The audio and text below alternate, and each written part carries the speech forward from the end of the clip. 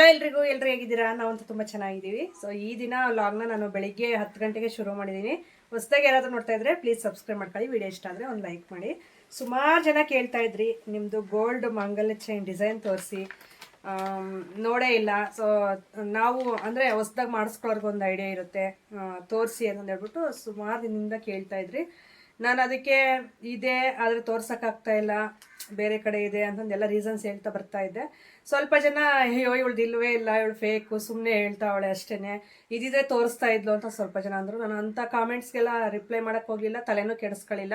ಯಾಕಂದರೆ ಪ್ರತಿಯೊಬ್ಬರಿಗೂ ನಂಬ್ಸೋಕ್ಕಾಗಲ್ಲ ಮೇಯ್ನು. ಸೊ ಎಲ್ರಿಗೂ ಪ್ರೂಫ್ ಅನ್ನೋದು ತೋರ್ಸೋಕ್ಕೂ ಆಗಲ್ಲ, ನಂಬ್ಸೋಕ್ಕೂ ಆಗಲ್ಲ. ಅದು ನನ್ನ ನೋಡಿರೋರಿಗೆ, ನನ್ನ ಬಗ್ಗೆ ತಿಳ್ಕೊಂಡಿರೋರಿಗೆ ಮಾತ್ರ ಗೊತ್ತಿರುತ್ತೆ. ಸೊ ಸುಮ್ಮನೆ ಬಂದುಬಿಟ್ಟು 1 ಮಿನಿಟ್ ವೀಡಿಯೋ ನೋಡಿಬಿಟ್ಟು ಅದರ ಕೆಳಗಡೆ ಕಾಮೆಂಟ್ ಬರೆದು ಹೋಗೋರಿಗೆ ನನ್ನ ಬಗ್ಗೆ ಗೊತ್ತಿರಲ್ಲ ಅಂತ ನಾನು ಡಿಸೈಡ್ ಮಾಡಿಕೊಂಡೆ. ಸೊ ಅವಾಗಿಂದ ನಾನು ಬ್ಯಾಡ್ ಕಮೆಂಟ್ಸ್ಗೂ ಜಾಸ್ತಿ ರಿಯಾಕ್ಟ್ ಆಗಲ್ಲ. ನನ್ನ ಬಗ್ಗೆ ತಿಳ್ಕೊಳ್ದೇನೆ ಏನೇನೋ ಇದು ಮಾಡೋದಕ್ಕೆ, ಕಾಮೆಂಟ್ ಬರೆಯೋದಕ್ಕೆಲ್ಲ ನಾನು ರಿಯಾಕ್ಟ್ ಆಗಲ್ಲ. ಸ್ವಲ್ಪ ಕೋಲ್ಡ್ ಆಗಿದೆಯಲ್ಲ, ಇನ್ನೂ ಕ್ಲಿಯರ್ ಆಗಿಲ್ಲ, ಗಂಟ್ಲೆಲ್ಲ ಪೇಯ್ನ್ ಬರ್ತೈತೆ, ಮಾತಾಡೋಕ್ಕೂ ಆಗ್ತಾಯಿಲ್ಲ. ಆದರೂ ಲಾಗ್ಸು ಡೇ ಬೈ ಡೇ ಈಗ ಅಪ್ಲೋಡ್ ಮಾಡ್ತಾ ಇದ್ದೀನಿ. ಡೈಲಿ ಅಪ್ಲೋಡ್ ಮಾಡೋಕ್ಕಾಗ್ತಾ ಇಲ್ಲ, ಅದಕ್ಕೋಸ್ಕರ ಇನ್ನು 2 ಡೇಸ್ ಗ್ಯಾಪ್ ಬಿಟ್ಟರೆ ಹೆಂಗೆ ಅಂತಂದು ಹಾಗೆ ಶುರು ಮಾಡಿದ್ದೀನಿ. ಈಗ ನಾವು ಹೊರಟಿರೋದು ಬ್ಯಾಂಕ್ಗೆ. ಯಾಕೆಂದರೆ 2 ಡೇಸ್ ಆಯಿತು ನನ್ನ ಚೈನು ಬ್ಯಾಂಕಲ್ಲಿ ಇಟ್ಟಿದ್ದೆ, ರಿನ್ಯೂವಲ್ ಮಾಡಿಸಿ 2 ಡೇಸ್ ಆಯಿತು. ಹಾಗಾಗಿ ಮತ್ತೆ ಈಗ ಲೋನ್ ತೆಗಿಬೇಕಿದ್ದೀನಿ ಇಟ್ಬಿಟ್ಟು. ಯಾಕಂದರೆ ನನಗೆ ರಿನ್ಯೂವಲ್ ಮಾಡ್ಸೋಕ್ಕೂ ದುಡ್ಡಿಲ್ಲ. ಮತ್ತೊಂದು ವಿಷಯ, ಯೂಟ್ಯೂಬ್ ಮಾಡಿದ ತಕ್ಷಣ, ಇನ್ಸ್ಟಾಗ್ರಾಮಲ್ಲಿ ಪ್ರಮೋಷನ್ ಮಾಡಿದ ತಕ್ಷಣ ನಾವೇನು ಕೋಟ್ಯಾಧಿಪತಿಗಳಾಗಲ್ಲ. ಅದೆಲ್ಲ ಜಾಸ್ತಿ ಪ್ರಮೋಷನ್ ಅಮೌಂಟ್ ಬಂದರೆ ಆ ಥರ ಏನಾದರೂ ಸ್ವಲ್ಪ ಲೈಫ್ ಸೆಟ್ಲ್ ಆಗ್ಬೋದು. ಸೊ ನಾನು ಮಾಡೋದು ಸುಮಾರು ಅಂದರೆ ನಾರ್ಮಲ್ಲಾಗಿ ಒಂದು ಕೆಲ್ಸಕ್ಕೆ ಹೋಗೋರು ಎಷ್ಟು ದುಡಿತಾರೋ ಅಷ್ಟು ದುಡಿತೀನಿ ನಾರ್ಮಲ್ಲಾಗಿ. ಅವ್ರಿಗಿಂತಲೂ ಒಂದು ಡಬಲ್ ಆಗಿ ದುಡಿಬೋದು ಅಷ್ಟೇ ಒಂದೊಂದು ಟೈಮು. ಅಷ್ಟು ಬಿಟ್ಟರೆ ಇನ್ನೇನು ಸೆಟಲ್ ಆಗೋ ಥರ ಯಾರೂ ಇದು ಮಾಡಲ್ಲ. ಇನ್ಸ್ಟಾಗ್ರಾಮಲ್ಲಿ ಏನಾದರೂ ಓನಾಗಿ ಬಿಸ್ನೆಸ್ ಮಾಡಿಕೊಂಡು, ಇಲ್ಲ ನಮಗೆ ತೋಟ ಮನೆಗಳು ಈ ಥರ ಬಾಡಿಗೆಗಳು ಬರೋದು, ಇಲ್ಲ ತೋಟಗಳಿಂದ ನಮ್ಗೆ ಇನ್ಕಮ್ ಬರೋದು, ಆ ಥರ ಇದ್ದರೆ ಮಾತ್ರ ಸೆಟ್ಲ್ ಆಗೋಕ್ಕೆ ಸಾಧ್ಯ ಆಗುತ್ತೆ. ಬರೀ ಸೋಷಿಯಲ್ ಮೀಡಿಯಾದಲ್ಲೇ ನಾವು ವೀಡಿಯೋಸ್ ಮಾಡ್ಕೊಂಡು ಇದೇ ಮಾಡ್ತೀವಿ ಅಂದರೆ ಯಾವುದೇ ಕಾರಣಕ್ಕೂ ಇದಾಗಲ್ಲ. ಮುಂದಕ್ಕೆ ನಮ್ಮ ಸಾಲುಗಳೇನು ಇಲ್ಲ ಅಂದಿದ್ರೆ ಆರಾಮಾಗಿ ನಾವು ಒಂದು ಸ್ವಲ್ಪ ಅರ್ನ್ ಮಾಡ್ಬೋದಾಗಿತ್ತು. ನಮ್ಮದು ಸಾಲ ತುಂಬಾ ಇತ್ತಲ್ಲ, ಅದನ್ನೆಲ್ಲ ಕ್ಲಿಯರ್ ಮಾಡ್ಕೊತ ಬರ್ತಾ ಇದ್ದೀವಿ. ಸೊ ಹಂಗಾಗಿ ನಾವು ಕಾರ್ ತೊಗೋಬೇಕಾದ್ರೆ ಈ ಚೈನ್ನ ಇಟ್ಟಿದ್ವಿ. ಯಾಕಂದರೆ ಇಡಲೇಬೇಕಾದಂಥ ಅವಶ್ಯಕತೆ ಇತ್ತು. ಆವಾಗ ಸ್ವಲ್ಪ ಅಮೌಂಟು ಬೇರೆಯವ್ರಿಗೆ ಕೊಡಬೇಕಾಗಿತ್ತು, ಇನ್ನೊಂದು ಸ್ವಲ್ಪ ನಮಗೆ ಕಾರ್ಗೆ ಯೂಸ್ ಮಾಡ್ಕೋಬೇಕಾಗಿತ್ತು. ಅಂಥ ಟೈಮಲ್ಲಿ ಇಟ್ಟಿದ್ವಿ. ಸೊ ಹಂಗಾಗಿ ನನಗೆ ಅವಾಗಿಂದ ಇದುವರೆಗೂ 1 ವರ್ಷ ಆಯಿತು ನೋಡ್ರಿ ನಾವು ಕಾರ್ ತೊಗೊಂಡು.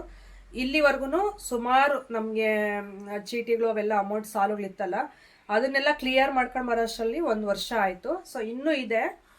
ಈಗ ನನಗೆ ರಿನ್ಯೂವಲ್ ಮಾಡ್ಸೋಕೆ ಅಮೌಂಟ್ ಇಲ್ಲ. ಅಷ್ಟೆಲ್ಲ ನಾವು 1 ವರ್ಷದಲ್ಲಿ ಸುಮಾರು ಅಮೌಂಟು ನಾವು ರಿಕವರಿ ಮಾಡ್ಕೊಂಡು ದುಡ್ದು ಸ್ವಲ್ಪ ಸಾಲಗಳೆಲ್ಲ ತೀರಿಸ್ಕೊಂಡ್ವಿ.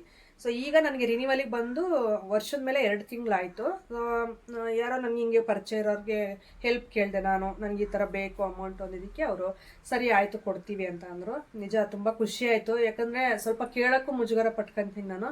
ಅಂಥದ್ರಲ್ಲಿ ಕೇಳಿದ್ದಕ್ಕೆ ಸರಿ ಆಯಿತು, ಒಂದೇ ಮಾತಿಗೆ ಆಯಿತು ಕೊಡ್ತೀನಿ, ರಿನ್ಯೂವಲ್ ಮಾಡಿಸಿ ಕೊಡು, 2 ದಿನ ಲೇಟ್ ಆದರೂ ಪರವಾಗಿಲ್ಲ ಕೊಡು ಅಂದರು. ತುಂಬ ಖುಷಿ ಅನ್ನಿಸ್ತು. ಅವರ ಹೆಲ್ಪು ಯಾವತ್ತೂ ಮರೆಯಲ್ಲ ನಾನು.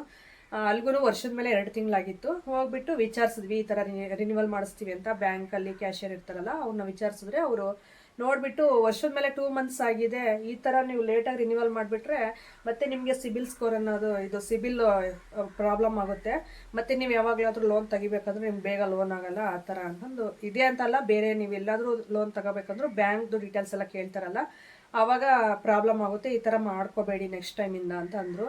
ಹೌದಾ ಅಂತಂದು ಹೇಳ್ಬಿಟ್ಟು ಇದು ಮಾಡಿದ್ರೆ 1 ವರ್ಷದ ಮೇಲೆ 2 ತಿಂಗಳಿಗೆ ನಾವು 2.5 ಲಕ್ಷ ತೊಗೊಂಡಿದ್ವಿ.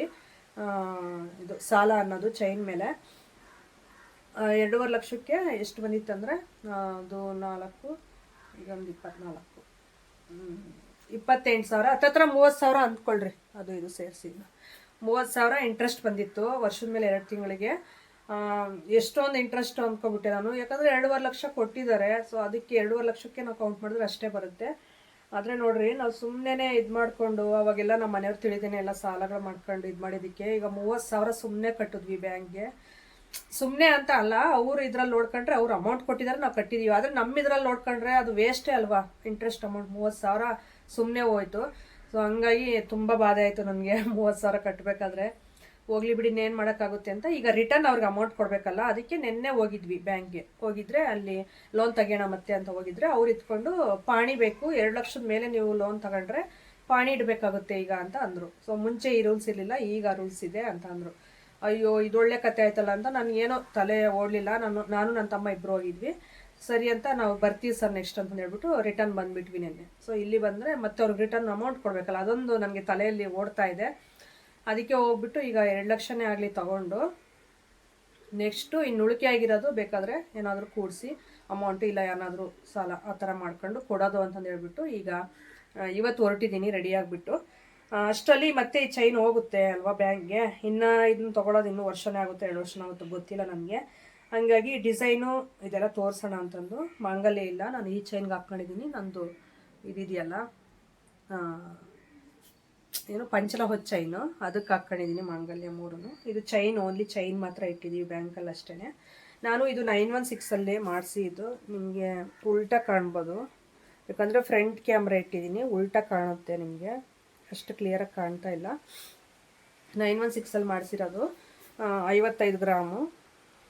ಡಿಸೈನ್ ನೋಡ್ರಿ, ಅಂಜಲಿ ಕಟಿಂಗ್ ಅಂತಂದು ಅವಾಗೆಲ್ಲ ಫುಲ್ ಇದನ್ನೇ ಮಾಡಿಸ್ತಾ ಇದ್ದಿದ್ದು. ನಾನು ಅಷ್ಟೇ ಇದನ್ನೇ ಮಾಡಿಸಿದೆ, ಅಂಜಲಿ ಕಟಿಂಗು. ನೆಕ್ಸ್ಟು ನಾನು ಇದು ಬಿಡಿಸಿದ ಮೇಲೆ ಬೇಕಾದರೆ ನೋಡೋಣ ಬೇರೆ ಡಿಸೈನ್ ಮಾಡಿಸ್ಕೊಳ್ಳೋಣ ಅಂತ ಅಂದ್ಕೊಂಡಿದ್ದೀನಿ. ಸದ್ಯಕ್ಕಂತೂ ಈಗ ಆಗಲ್ಲ ಹೇಳ್ರಿ, 1 ವರ್ಷ 2 ವರ್ಷ ತುಂಬ ಪ್ರಾಬ್ಲಮ್ಸ್ ಇದೆ ಮನೆ ಕಡೆ ಎಲ್ಲನೂ. ಸೊ ಹಂಗಾಗಿ ಆಗಲ್ಲ.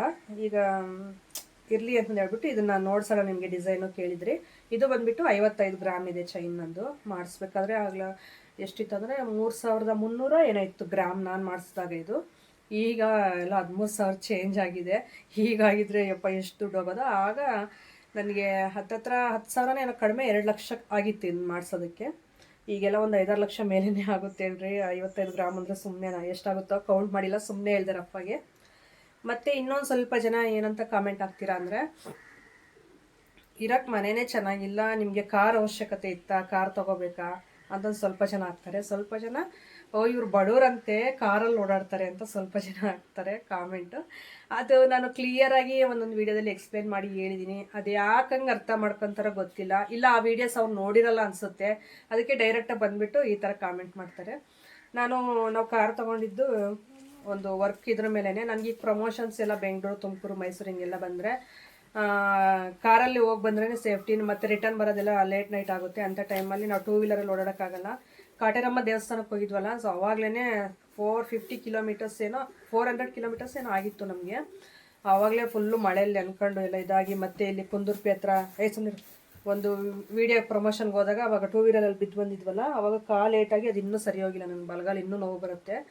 ಆವಾಗ ಡಿಸೈಡ್ ಮಾಡಿದ್ದು ಇಲ್ಲ ಒಂದು ತೊಗೋಬೇಕು ಲೋನ್ ಮೇಲೆ. ಸೆಕೆಂಡ್ಸಲ್ಲಿ ತೊಗೊಳ್ಳೋಣ ಅಂತ ನೋಡಿದ್ವಿ. ಆಮೇಲೆ ಸ್ವಲ್ಪ ತಿಳಿದಿರೋರೆಲ್ಲ ಹೇಳಿದ್ರು ಸೆಕೆಂಡ್ಸಲ್ಲಿ ತೊಗೋಬೇಡ್ರಿ, ಹೆಂಗಿದ್ರು ಅದಕ್ಕೆ ತುಂಬ ಅಮೌಂಟ್ ಇಡಬೇಕಾಗುತ್ತೆ ನೆಕ್ಸ್ಟು ನೀವು ತೊಗೊಂಡ್ರೆ.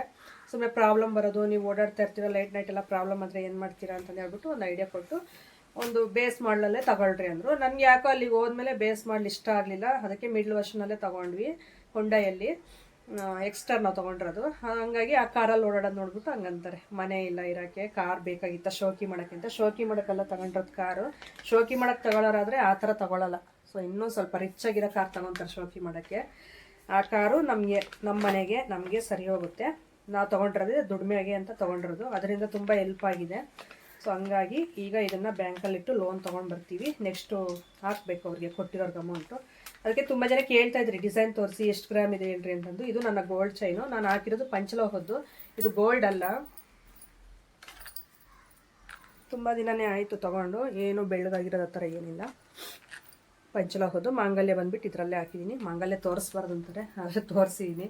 ನನ್ನ ಅಳಿಯ ನೋಡ್ತಾ ಅವನೇ ಕೂತ್ಕೊಂಡು. ಇದು ನನ್ನ ಮಾಂಗಲ್ಯ ಚೈನ್ ಡೀಟೇಲ್ಸು. ಇವಾಗ ಹೋಗ್ಬಿಟ್ಟು ನಾವು ಬ್ಯಾಂಕಲ್ಲಿಟ್ಟು ನಮ್ಮ ಮನೆಯವ್ರು ಬರ್ತಾರೆ, ಕೆಲ್ಸಕ್ಕೆ ಹೋಗಿದ್ದಾರೆ ಪಾಪ ನೋಡ್ರಿ, ಇನ್ನೂ ಟಿಫನ್ ಮಾಡಿಲ್ಲಂತೆ. ಟಿಫನ್ ಮಾಡ್ಕೊಂಡು ಬರ್ತೀನಿ ಅಷ್ಟರಲ್ಲಿ ರೆಡಿಯಾಗಿ ನೀನು ಅಂತಂದು ಹೇಳಿದ್ರು. ಅದಕ್ಕೆ ನಾನು ರೆಡಿಯಾಗಿ ಅಷ್ಟರಲ್ಲಿ ಚೈನ್ ಎಕ್ಸ್ಪ್ಲೇನ್ ಮಾಡೋಣ ಚೈನ್ ಬಗ್ಗೆ ಅಂತಂದು ಹೇಳ್ಬಿಟ್ಟು ಬಂದೆ ನಿಮ್ಮ ಮುಂದೆ. ಈ ಥರ ಇದೆ ಚೈನ್ ನಂದು. ಇದನ್ನು ನಾನು ಬಿಡಿಸಿ ಆದಮೇಲೆ ನೋಡೋಣ, ಇದಕ್ಕೆ ಒಂದು ತೊಲದಷ್ಟು ಹಾಕ್ಸಿ ಒಂದು 60 ಗ್ರಾಮ್ ಆ ರೇಂಜು, 65 ಗ್ರಾಮ್ ಆ ರೇಂಜದ್ದು ಮಾಡಿಸೋಣ. ಡಿಸೈನ್ ಬೇರೆದು ಮಾಡ್ಸೋಣ ಅಂತ ಅಂದ್ಕೊಂಡಿದ್ದೀನಿ. ಇನ್ನೂ ಸದ್ಯಕ್ಕಂತೂ ಆಗಲ್ಲ, ಇನ್ನೂ 1 ವರ್ಷ 2 ವರ್ಷ ವೆಯ್ಟ್ ಮಾಡಬೇಕು. ಇದೆಲ್ಲ ಚೇಂಜ್ ಮಾಡಿ ಅಂದರೆ ಇದನ್ನ ಬಿಡ್ಸೋಕ್ಕೇ 2.5 ಲಕ್ಷ ಬೇಕು, ಮತ್ತು ಮಾಡ್ಸೋಕೆ 1.5 ಲಕ್ಷ 2 ಲಕ್ಷ ಬೇಕು. ಅದಕ್ಕೆ ಈಗ ಆಗಲ್ಲ.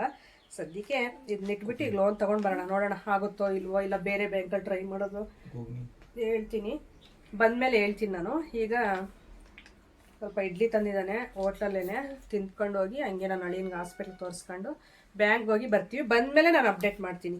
ಸೊ ಲೋನ್ ಸಿಗ್ತಾ ಇಲ್ವಾ, ಎಷ್ಟಾಯಿತು ಅಂತಂದೆಲ್ಲನೂ ತಿಳಿಸ್ತೀನಿ. ಅಲ್ಲಿವರೆಗೂ ವೆಯ್ಟ್ ಮಾಡ್ತಾಯಿರಿ. ಸೊ ಈಗ ಬಂದ್ವಿ ನೋಡಿ, ನಾನು ನನ್ನ ತಮ್ಮ ಮತ್ತು ನನ್ನ ಸೊಸೆ ಅಳಿಯ 4 ಜನ ಹೋಗಿದ್ವಿ. ಅವ್ರಿಗೆ ಹಾಸ್ಪಿಟ್ಲಿಗೆ ತೋರಿಸೋದಿತ್ತು, ನನ್ನ ಅಳಿಯನಿಗೂ ಸೊಸೆಗೂ. ಹಾಗೆ ನನಗೂ ತೋರಿಸ್ಕೊಳ್ಳೋದಿತ್ತು. ಗಂಟ್ಲು ಬೇರೆ ಪೇಯ್ನ್ ಜಾಸ್ತಿ ಆಗಿತ್ತು.